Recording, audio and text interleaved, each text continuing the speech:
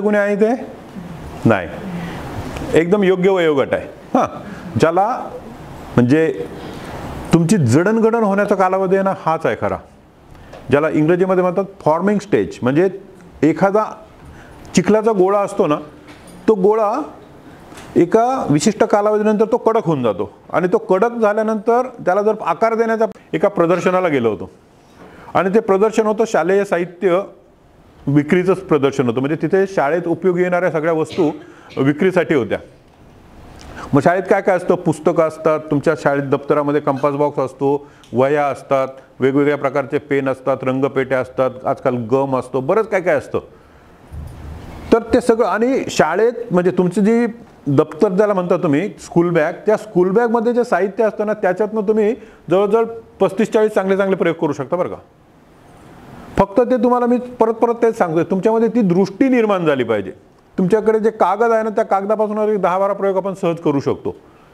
तर आपण ते एकदा म्हणतात ना, एकदा ती तहान लागली ना की मग आपण पाणी शोधत आपोआपच फिरतो. तसं मी तिथे गेल्यानंतर तिथे वेगवेगळ्या वस्तू विक्रीसाठी होत्या आणि सगळं सांगितलं जात होतं का हे शालेय उपयोगी साहित्य आहे.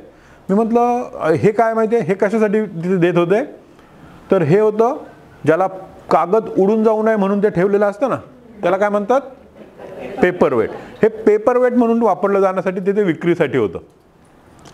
मला हे आवडलं आणि मी सांगितलं की मला हे एकापेक्षा जास्त हवे आहेत, तर मला तुम्ही कन्सेशनल रेटमध्ये द्या म्हटलं. आता शेवट मध्यमवर्गीय माणूस ना, मला काहीतरी किंमत कमी करून द्या म्हटलं. तो म्हणे तुम्हाला एवढे कशाला पाहिजे म्हणे, तुम्ही कुणाला तरी म्हणजे भेट म्हणून देणार म्हटलं. नाही म्हणे मी म्हटलं भेट नाही देणार, मी माझ्याकडेच ठेवणार आहे, पण मला वेगळ्या कामासाठी पाहिजे. तर मी सांगितलं की मी असा उपयोग करणार त्याचा, मी न्यूटनचे गतिविषयक नियम समजून सांगण्यासाठी याचा वापर करेल. त्याने सांगितलं मला तुम्ही करून दाखवा म्हणे. तुम्ही तिथे त्याला 2-3 प्रयोग करून दाखवले. तो म्हणे तुम्हाला किती पाहिजेत सांगा. मी सांगितलं मला 12 पाहिजे. म्हणे हे तुम्ही घेऊन जा. मग तुम्ही कसं सिद्ध करणार, करू शकाल का? ही जी वस्तू आहे याच्यातनं गतिविषयक नियम, न्यूटनचा गतिविषयक नियम काही समजेल का, काही संबंध आहे त्याचा? न्यूटनचा गतिविषयक पहिला नियम काय सांगतो?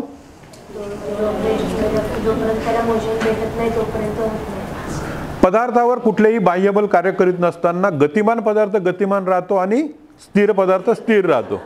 आता याच्यात न्यूटनचा गतिविषयक पहिला नियम कुठे आहे? आहे ना.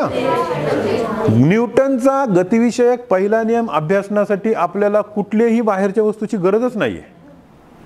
पण आपण काय केलेलं आहे, ती प्रयोगशाळा असली पाहिजे, प्रयोगशाळेमध्ये ते विशिष्ट उपकरण असलं पाहिजे, ते विशिष्ट उपकरण असल्यानंतर ते चालू स्थितीत असलं पाहिजे, तरच आपण न्यूटनचा गतिविषयक नियम अभ्यासू शकतो. आता हा स्थिर आहे, कारण का स्थिर का आहे, तर त्याला there is no external unbalanced force. जोपर्यंत त्याला कुठलेही असंतुलित बाह्यबल लागत नाही तोपर्यंत तो स्थिरच राहणार आहे. आता तो स्थिरच आहे ना, म्हणजे न्यूटनचा गतिविषयक पहिला नियम तो पाळतो आहे. आता ज्यावेळेस मी त्याला काहीतरी बल लावतो, आता मी त्याला बल लावलेलं आहे, परंतु ते बल आहे असंतुलित आहे. कारण का त्याच्यावर आता सध्या स्थितीमध्ये त्याच्यावर 2 बल कार्य करत आहेत, किंबहुना 3 बल कार्य करत आहेत. कोणते? एक त्याला गुरुत्वीय बल त्याला खाली ओढत आहे, बरोबर. दुसरं जे बल आहे ते कोणतं आहे, त्याच्याबरोबर त्याचं काहीतरी घर्षण होत आहे. हां, आणि तिसरं बल कोणतं? हां, नाही, तो मी लावण्याच्या आधी. हां, इथे ज्यावेळेस ती आजूबाजूला जे हवेची रेणू आहे ते त्याला विरोध करतायत.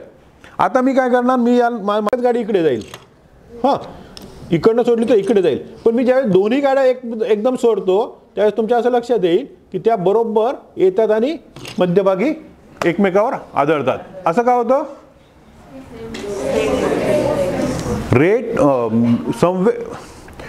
क्रिया आणि प्रतिक्रिया या सारख्याच आहे. याची जी बल कुठे इकडे ओढतोय, हां, त्याच्यामुळे ती प्रतिक्रिया म्हणून ही गाडी इकडे जाते आणि याला इकडे ओढतोय म्हणून याची क्रिया म्हणून प्रतिक्रिया म्हणून ते तिकडे जाते आणि त्याबरोबर एका विशिष्ट बिंदूजवळच एकमेकावर येऊन आदळतात.